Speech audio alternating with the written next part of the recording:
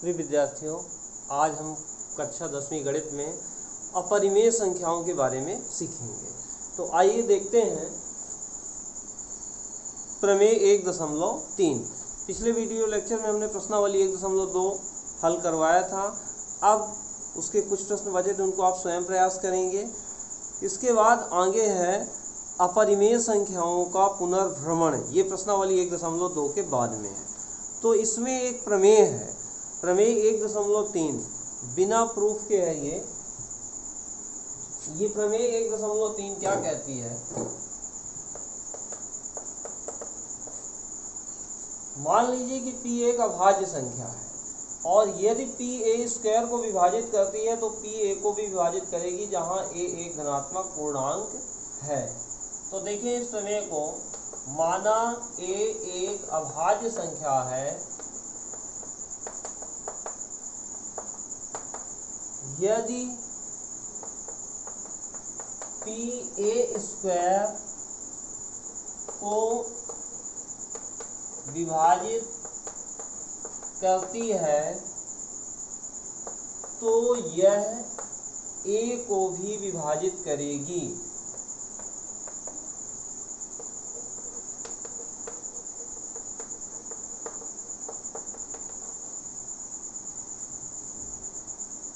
जहां a एक धनात्मक पूर्णांक है।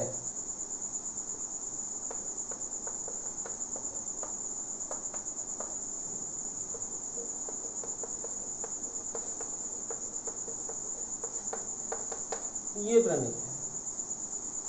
इसका मतलब ये है कि a कोई अभाज्य संख्या, मान लेते हैं a बराबर हमने 3 ले लिया। 3 क्या है? एक अभाज्य संख्या।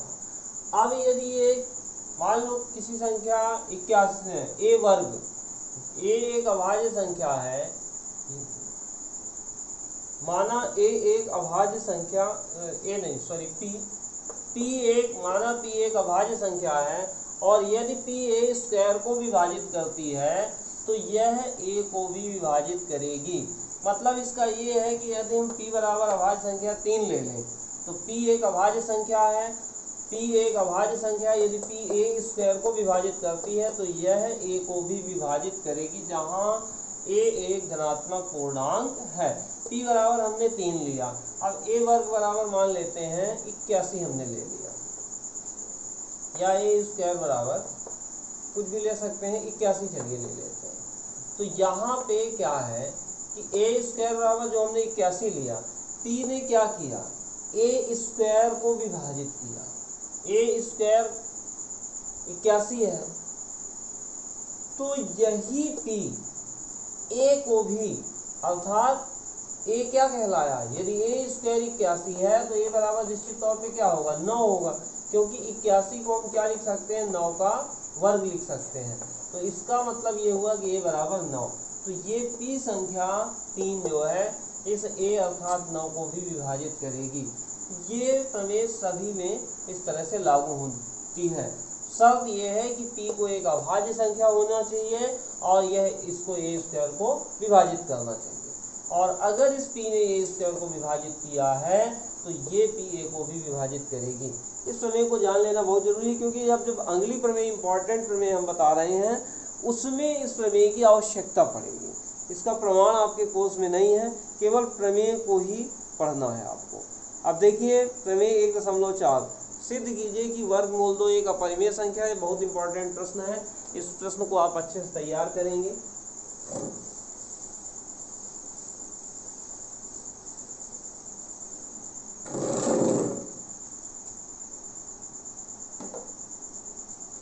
प्रमेय 1.4, सिद्ध कीजिए कि वर्गमूल 2 एक अपरिमेय संख्या है।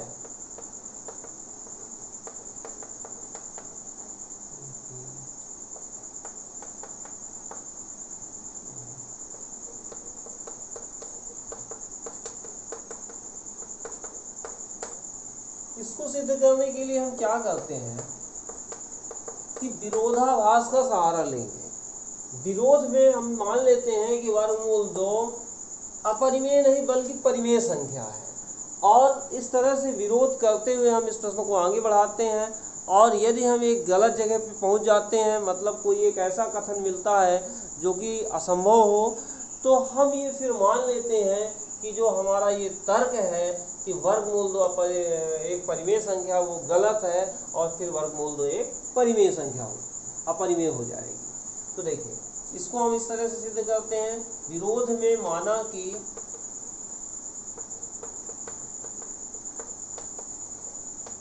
वर्गमूल 2 एक परिमेय संख्या है।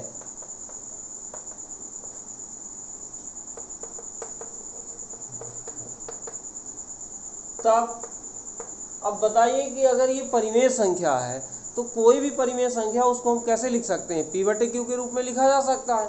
तो यहाँ इसको भी हम लिख सकते हैं, माने वर्गमूल 2 बराबर a बटे b। यहाँ पर हमने इसको a बटे b के रूप में लिख लिया।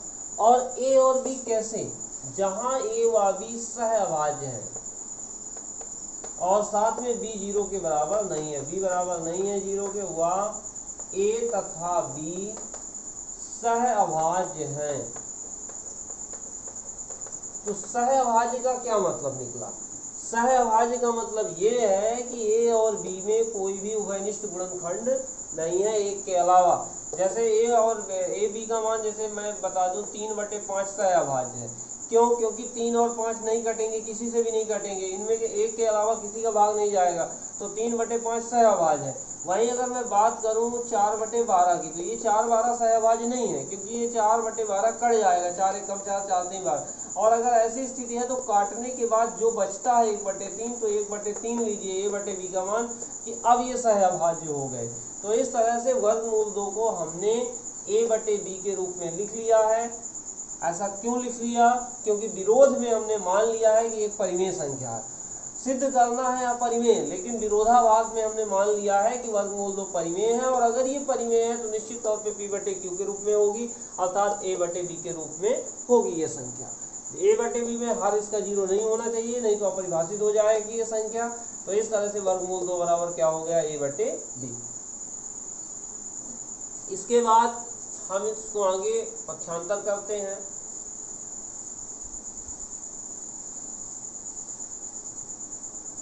अब क्या मिलेगा, इसका यदि यहाँ पे पक्षांतर किया जाए तो ये b इधर आएगा, तो √2b = a। इसके बाद हम इसको वर्ग कर देते हैं, दोनों पक्षों का वर्ग करने पर। जब वर्ग करेंगे तो वर्गमूल 2 का वर्ग 2 हो जाएगा, यहाँ b का वर्ग बराबर क्या हो जाएगा, a वर्ग, वर्ग करने पर। और इसके बाद इसको हम समीकरण नंबर 1 मान लेते हैं। अब एक चीज यहाँ ये सामने आती है कि दो संख्याओं 2 और b वर्ग का गुणनफल क्या है, a वर्ग है। तो हम क्या देखते हैं, इन दोनों का गुणनफल क्या है, a वर्ग है। अगर दो संख्याओं का गुणा करने से कोई तीसरी संख्या मिले, जैसे 2 में 3 का गुणा करने से 6 मिलता, इसका मतलब है कि 2 6 को विभाजित करेगा, 3 भी 6 को विभाजित करेगा। दो संख्याओं के गुणनफल से जो मिलता है वो दोनों संख्याएं इसको क्या करती हैं, विभाजित करती हैं। यहाँ पर 2 और b वर्ग का गुणा क्या है, a वर्ग है। 2 गुणे b वर्ग बराबर a वर्ग। इसका मतलब है कि 2a² को विभाजित करेगा और b² भी a² को विभाजित करेगा। तो क्योंकि दोनों के गुणा से हमें a² मिल रहा है, तो हमें जिसकी जरूरत है वो हम लिख लेते हैं। तो इसका मतलब ये निकलता है कि 2a² को विभाजित करेगा।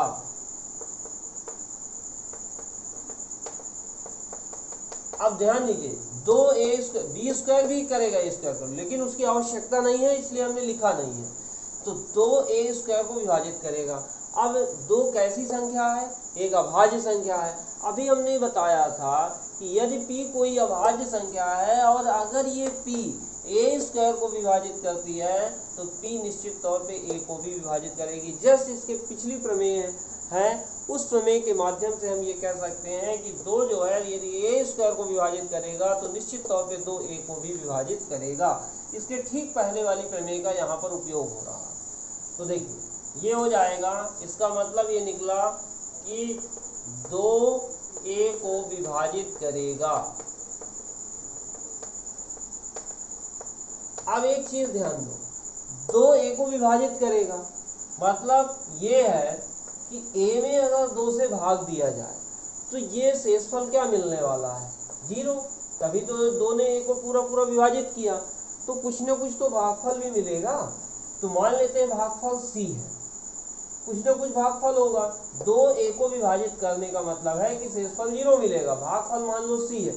अब आप ये नियम लगाओ कि भाज्य बराबर भाजक गुणे भागफल धन शेषफल, तो आपको क्या मिलेगा, भाज्य a बराबर भाजक 2 गुणे भागफल c, तो 2 गुणे c धन शेषफल क्या है, 0। मतलब a बराबर आपको क्या मिला, 2c। तो इस तरह से हम a बराबर 2c लिख लेते हैं, ठीक है। इसलिए माना a बराबर क्या ले लेते हैं, 2c, जहां c क्या है, कोई ना कोई धनात्मक पूर्णांक है, ठीक है, या कोई पूर्णांक है। जहां ये c क्या है, कोई पूर्णांक है, क्योंकि पूर्णांक के बाद ही हम पहाड़ा पढ़ेंगे, 2 बार 3 बार 4 बार इस तरह से। तो जहां c कोई पूर्णांक है, अब क्या करना है कि जो a का मान 2c आया है इसको आपको समीकरण 1 में रखना है।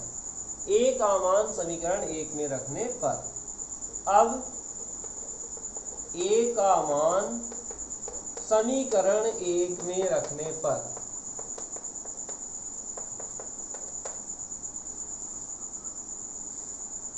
समीकरण 1 में रखिए मान, तो क्या होगा, यहाँ पे ये a स्क्वायर है तो a का मान 2c, तो यहाँ 2c का स्क्वायर हो जाएगा। मतलब हम लिखेंगे ये 2b स्क्वायर तो ज्यों का त्यों उतार लेते हैं और यहाँ a के स्थान पर 2c लिख देते हैं, तो ये 2c स्क्वायर हो जाएगा। इस चीज को ध्यान दें, 2a को विभाजित करेगा, इसको नोट करें। अभी हम निकालेंगे 2b को विभाजित करेगा, अर्थात a और b दोनों 2 से विभाज्य, यहीं से हमें अपना विरोध खत्म करना होगा। इसलिए इस लाइन को जरूर आप अंडरलाइन किए रहिए, बाद में अभी इसकी जरूरत पड़ेगी। अभी फिलहाल मैं मिटाए दे रहा हूँ। 2a को विभाजित करेगा, अभी आगे हम निकालेंगे कि 2b को विभाजित करेगा। आइए जहाँ से छोड़े वहां से देखते हैं। ये 2b स्क्वायर, a का मान रख दिया हमने 2c स्क्वायर। आगे देखें इसको कैसे हल करते हैं। तो देखो अब यहाँ पे क्या होगा, 2b स्क्वायर 2 का वर्ग 4, यहाँ आएगा c वर्ग, कट जाएगा तो b स्क्वायर इक्वल टू 2 कटेगा, तो 2 दूनी 4, 4/2 ऐसा पक्षांतर भी कर सकते हो, तो ये 2 से कट जाएगा। तो इस तरह से b स्क्वायर इक्वल टू क्या मिला, 2c स्क्वायर। फिर अब एक चीज और देखो, यहाँ पे 2 का और c स्क्वायर दोनों का गुणनफल b स्क्वायर, इसका मतलब 2 भी b स्क्वायर को विभाजित करेगा, c स्क्वायर भी करेगा। तो इसका सीधा मतलब निकलता है, क्योंकि 2 संख्याओं की गुणा से ये तीसरी संख्या मिल रही है, 2b स्क्वायर को विभाजित करेगा। अब एक चीज ध्यान दो कि 2 कैसी संख्या है, एक अभाज्य संख्या। यदि कोई अभाज्य संख्या किसी संख्या के वर्ग को विभाजित करे तो वह अभाज्य संख्या उसको भी क्या करेगी, विभाजित करेगी। तो इसका मतलब ये निकला कि 2b को विभाजित करेगा। अब देखो यहाँ पर 2b को विभाजित करेगा, पहले जो मैंने अंडरलाइन किया था उसमें क्या लिखा था, 2a को विभाजित करेगा। हमने माना क्या था, माना ये था शुरू में कि वर्गमूल 2 बराबर a/b, जहाँ a व b सह अभाज्य है। सह अभाज्य का मतलब ये हुआ कि a और b को एक के अलावा कोई भी विभाजित नहीं करेगा। लेकिन यहाँ पर हमें ये मिल रहा है कि 2b को विभाजित करेगा और पहले मिला था हमको 2a को विभाजित करेगा। इस तरह से संख्या 2 जो है तो a को भी विभाजित कर रही है और b को भी, अर्थात 2 से ये दोनों संख्याएं क्या हो रही हैं, विभाजित हो रही, मतलब कट रही हैं, जो कि एक विरोध है। इस बात का विरोध है कि a व b सह अभाज्य है। ये हमने माना था कि a व b सह अभाज्य है, तो ऐसा गलत क्यों हुआ, क्योंकि हमने जो वर्गमूल 2 को क्या मान लिया है, परिमेय संख्या मान लिया। वास्तव में ये अपरिमेय संख्या है। तो इस तरह से विरोधाभास के तरीके में सिद्ध करने के लिए हम उसको विरोध करते हुए सिद्ध करना प्रारंभ करते हैं और हम एक गलत जगह पे पहुंच जाते हैं या खुद अपने आप में फंस जाते हैं, जिसकी वजह से हम ये कहते हैं कि हमारा ये मानना गलत है, हमारा ये लेना गलत है कि वर्गमूल 2 एक परिमेय संख्या है, बल्कि वर्गमूल 2 अपरिमेय संख्या है। तो बस इस चीज़ को अब हम लिखेंगे बस। तो इस तरह से ये हो जाएगा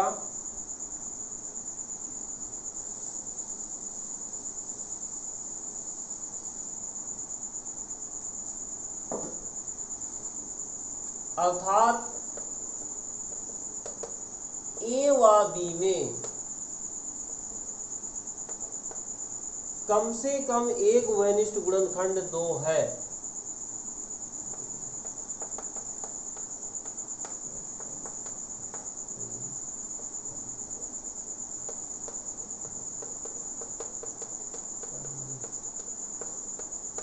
गुणनखंड 2 है,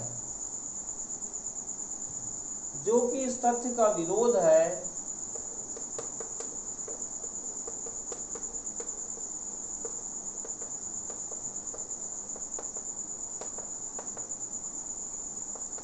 कि ए व बी सहअभाज्य हैं।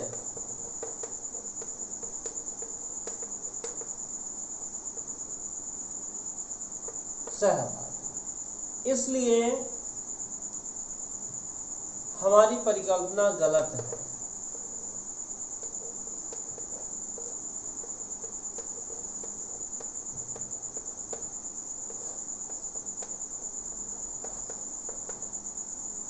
अतः वर्गमूल 2 एक अपरिमेय संख्या है।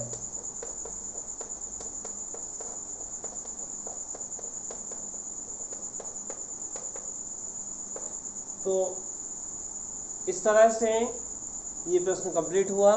ठीक इसी तरीके से आपको प्रयास करना है वर्गमूल 3 के लिए, वर्गमूल 5 के लिए, इनके लिए यही नियम लगेगा। आज बस इतना ही।